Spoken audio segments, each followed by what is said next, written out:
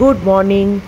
আজকে অনেক বেলা করে শুরু করলাম, আর বাইরের অবস্থাটা দেখো, কি মেঘ করে এসেছে আর সমানে বৃষ্টি পড়ছে। জানো, এই গাছটা দেখো পুরো ফুলেতে ভরে গেছে, কি ভালো লাগছে না?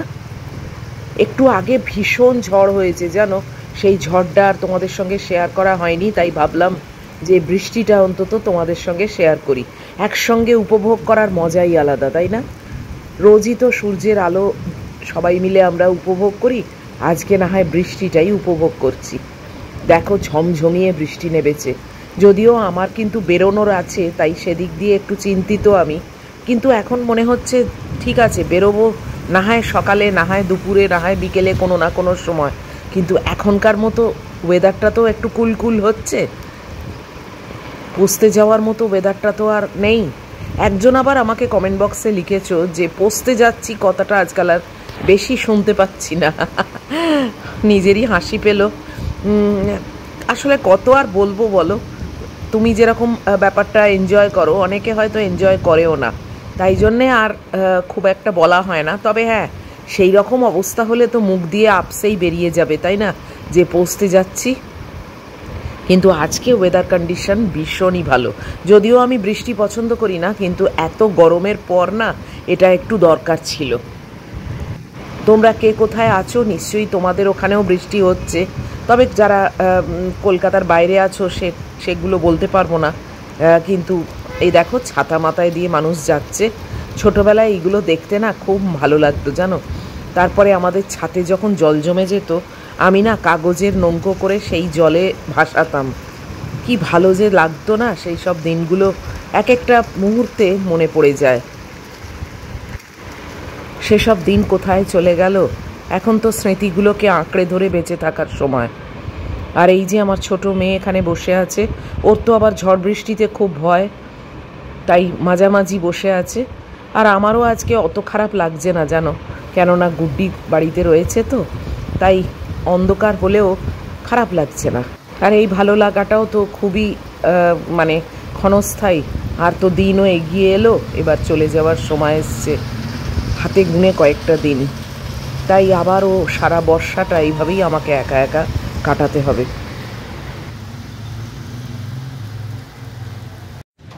হে এভরিওয়ান, গুড মর্নিং। কেমন আছো তোমরা সবাই? আশা করব যে যেখান থেকে আমার এই ভিডিওটা দেখছো সবাই অনেক অনেক ভালো আছো। আমিও একদমই ভালো আছি। আজকে প্রচণ্ড ঝড় বৃষ্টি হয়েছে সকালবেলা, আর আমি এইমাত্র দেখো চান করে বেরোলাম। ঝড়টা তুলতে পারিনি, কেননা তখন আমি অলরেডি চানে ঢুকে গেছিলাম, তো বৃষ্টিটা তুলেছি। এখন অবশ্য বৃষ্টি অনেকটাই কমে গেছে। আজকে আসলে সকালবেলা ভিডিও করার কোনো প্ল্যান ছিল না, ভেবেছিলাম যে একটু পরে করব আর কি। আসলে আমার নতুন ফোনটার ভেতরে যে সিমটা, মানে আগের ফোনে যে সিমটা ছিল, সেই সিমটা এই ফোনে ঢোকাতে ওটা নো সিম শো করছে, মানে ওটা আসলে ইনভ্যালিড হয়ে গেছে। মানে অনেক দিন ওটা চার্জ দেওয়া হয়নি বলে ওটা ইনভ্যালিড হয়ে গেছে, যে কারণে আমাকে এখন নতুন সিম নিতে হবে, তারপরে হোয়াটসঅ্যাপ চালু হবে, নতুন নাম্বারও হবে। অবশ্যই তোমাদেরকে সব দিয়ে দেবো টাইম মতো। তো আজকে সেটাই প্ল্যান ছিল যে যাব, গিয়ে নতুন একটা সিম ভরাবো আর ফোনটাকে অ্যাক্টিভেট করব। কিন্তু এত বৃষ্টি এসে গেল যে এক্ষুনি বেরোতে পারবো কিনা জানি না, দেখা যাক কি হয় না হয়। এখনো তো মেঘ ডাকছে এবং টিপটিপ পড়ছে, তো একেবারে কমে না গেলে, আমি তো জানো বৃষ্টিটা একদম পছন্দ করি না, আর আমার মাথায় জল পড়লেই না আমার জ্বর হয়, এটাও তোমরা জানো। যারা পুরনো আছো অনেক দিন ধরে আমার সঙ্গে, তারা সবাই জানো আমার মাথায় বৃষ্টির জল পড়লেই না জ্বর হয়, এটা ছোটোর থেকে। তো ওই জন্যে আমি ওটাকে সবসময় অ্যাভয়েড করি, ওই বৃষ্টিতে ভেজা ওইসব ব্যাপারটা আমার নেই। তো যাই হোক, দেখা যাক কখন বেরোই না বেরোই।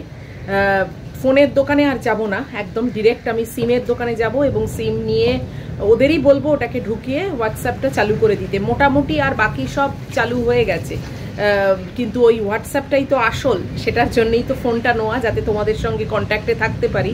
তো হোয়াটসঅ্যাপটা চালু হচ্ছে না, তো ওই জন্যে সিমটাকে বদলাতে হবে। তো তোমরা এখনই কিন্তু আমাকে হোয়াটসঅ্যাপ করা আরম্ভ করো না, কেননা বলে দিলাম ওই আগের যে নাম্বার ওটা ইনভ্যালিড হয়ে গেছে। এবার নতুন নাম্বার নিয়ে তোমাদের সঙ্গে শেয়ার করব, তারপরেই তোমরা হোয়াটসঅ্যাপ দেওয়া আরম্ভ করবে। তো দেখা যাক কখন বেরোই না বেরোই, দেখা যাক। তো এখন ম্যাগির ভাতটা মাখি, ওর ফার্স্ট রাউন্ড খাওয়ার টাইমও হয়ে গেছে। তো এগোই আর কি। এই যে মহিলাকে নিয়ে বসেছি, এটা ফার্স্ট রাউন্ড খাওয়া। ও এখন এদিক দেখবে ওদিক দেখবে, এমন ভাব করবে যেন খাবে না। তারপরে দুটো রাউন্ডে ও পুরো ভাত খেয়ে নেবে, একদম বাটি চাটপট। এই দেখো, একবার করে খায়, একবার এদিক ওদিক দেখে, এসব ওর অনেক আছে। সেই হামলে পড়ে খাওয়ার ব্যাপারটা ওর কোনো দিনই নেই। 12:30 বাজে, আমি এখন বেরোচ্ছি। আকাশটা একটু পরিষ্কার হয়েছে, এই দেখো একটু মানে বেটার কন্ডিশনে আছে। তাই জন্যে আমি ভাবলাম যে চট করে একবার মানে আমার সিমের দোকানটায় ঘুরে আসি, কেননা ফোনটা কিনে স্টক আমি তো ওটা ইউজ করতেও পারছি না। তো তাই জন্যে এখন গুড্ডি বললো এইমাত্র আমি লাঞ্চ খাবো না, তো ও এইমাত্র লাঞ্চ খাবে না যখন, আমি ভাবলাম তাহলে তুই বস, আমি এই ফাঁকে ঘুরে আসি। আর ম্যাগির খাওয়া হয়ে গেছে, তো আমার চিন্তা নেই, আর ম্যাগি ওর কাছে থাকবে। তো আমি চট করে একবার ঘুরে আসি, আবার বৃষ্টি ফিষ্টি এলেই তো মুশকিল, তার থেকে চলো ঘুরে আসি। বেরিয়ে পড়লাম, আজকে নিশ্চিন্ত, কেননা গুড্ডি রয়েছে। তাতেও চেঁচাচ্ছে, দেখছো? মাম্মাম কোথাও বেরোবে না।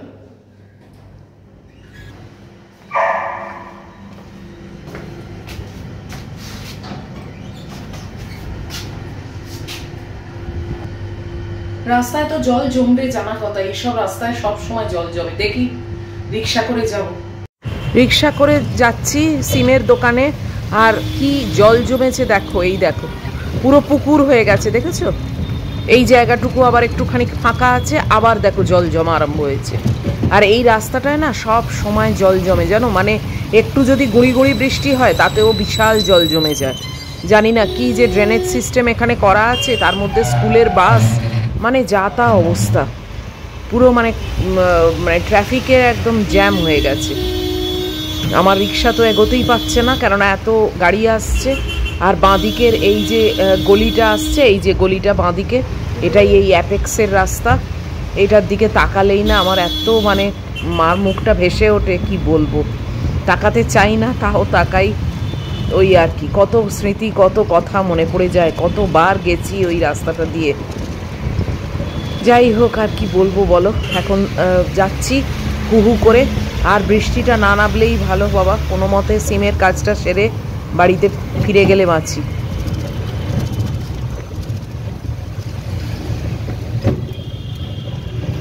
এইসব রাস্তা তো তোমাদের চেনা, কেননা যখনই এদিক দিয়ে যাই তখনই তোমাদের দেখাই। তাও দেখাচ্ছি আবার, উপর দিয়ে মেট্রো লাইন, আর তলাটা কি নোংরা করে রেখেছে না, জঙ্গলের মতো। আর ওই দিকে তো পুরো আমাদের বাইপাস। এই যে আমি আমাদের মানে একদম কাছে যে সিমের দোকান, এটা জিও সিমের দোকান, এখানে আমি পৌঁছে গেছি। আমার আগে লাইন আছে, তো তাই জন্যে অপেক্ষা করতে বলল। তো আমি দাঁড়িয়েই আছি, আর ভাবলাম যে তোমাদের দোকানটা একটু দেখিয়ে দিই। এমনি এখানে অনেক রকমের মোবাইল পাওয়া যায়, এবং স্মার্ট ওয়াচও দেখছি রেখেছে, টুকটাক ইয়ারফোন, আর ওই মোবাইলেরই যা সরঞ্জাম কয়েকটা এখানে থাকে। মেনলি কিন্তু এদের এই সিমেরই ব্যাপারটা। তো আমার নিজস্ব যে পার্সোনাল ফোন, তাতেও যে সিম, সেটাও কিন্তু এখান থেকেই করা। আর এই ফোনটাও আমি এখান থেকেই সিমটা নেব। এটাই হচ্ছে আমাদের বাড়ির একদমই কাছে।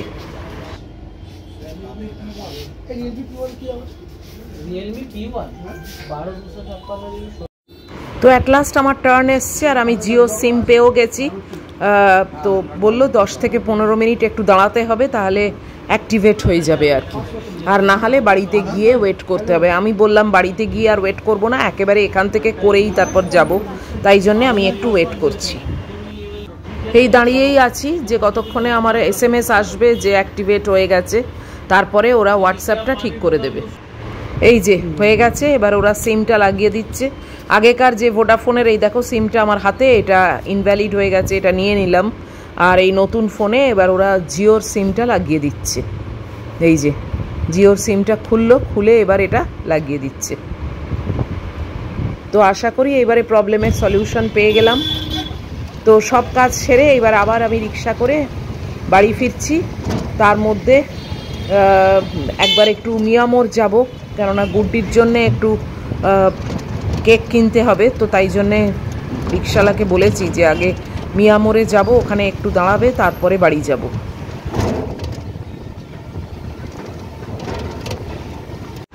তো আমার কেনাকাটি হয়ে গেছে, এই দেখো হাতে মিয়ামরের প্যাকেট। তো বাস এইবারে আর কোথাও কোনো থামাথামির ব্যাপার নেই, সোজা চলে যাব বাড়ি। আবার তো সেই জলের পুকুর ভেঙে যেতে হবে, কেননা সেম রাস্তা দিয়েই তো ফিরছি।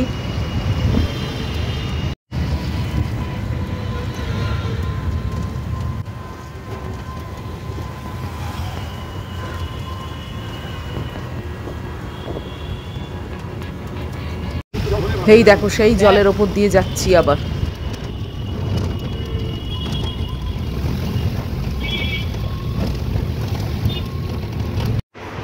সব সেরে ফিরে এসেছি, কাজের কাজ হয়েছে এত দিনে। তো তোমাদের আমি নাম্বারটা এরকম স্ক্রিনেতে শেয়ার করে দিচ্ছি, তোমরা নিজেরা সেটাকে টুকে নিও। নাম্বার চেঞ্জ হয়ে গেছে, কাজে আগের নাম্বারে হোয়াটসঅ্যাপ দিলে কিন্তু আর কোনো কাজ হবে না, তোমরা এই নাম্বারে হোয়াটসঅ্যাপ দেবে। তো এই নাম্বারে হোয়াটসঅ্যাপ দিলে এবারে আমি নতুন করে আবার কন্ট্যাক্টসগুলো পাবো, কেননা ওই সিমটা তো নষ্ট হয়ে গেছে, যে কারণে আর কোনো কন্ট্যাক্টই আমার কাছে নেই। তোমরা দিলে তবেই আমি কিন্তু পাবো। তো ফ্রেশ হয়ে গেছি, এখন চলো লাঞ্চ সার্ভ করি। গুড্ডিও খাবে, আমিও খাবো, আর আমার প্লেটটা দেখিয়ে দেবো যে কি কি রান্না করেছি, কেননা সেগুলো তো তোমাদের সঙ্গে শেয়ার আজকে করা হয়নি। তাই জন্যে খেতে খেতেই আমি আজকে ভিডিওটা শেষ করবো। ছোটোখাটো ভিডিও রাখছি এখন টাইম তো এগিয়ে আসছে, বুঝতেই পারছো, গুড্ডির চলে যাওয়া। তাই জন্যে একটু ওর সঙ্গে বেশি টাইম স্পেন্ড করছি, তোমাদের সঙ্গে একটু কম টাইম স্পেন্ড করছি। ও চলে গেলে আবার তোমাদের সঙ্গেই সব টাইমটাই স্পেন্ড করবো। তো চলো দরজা খুলি, দরজাটা বন্ধ করেছি, আর আমার ছোট মেয়ে এখানে ঢুকে বসে আছে।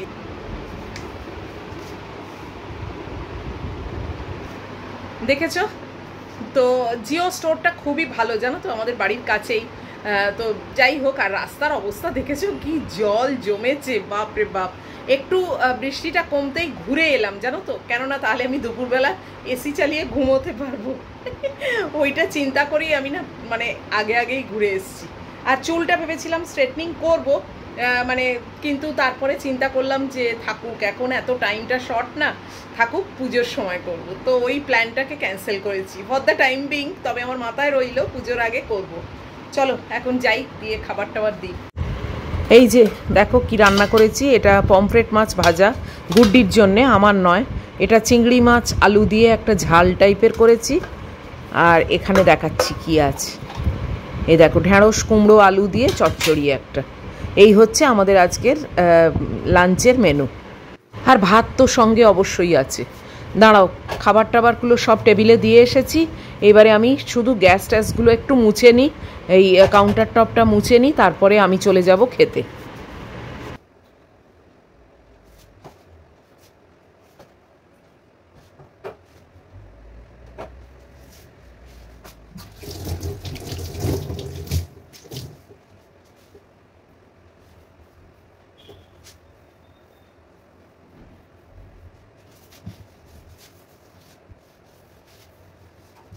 খাবার নিয়ে বসে পড়েছি, এই দেখো।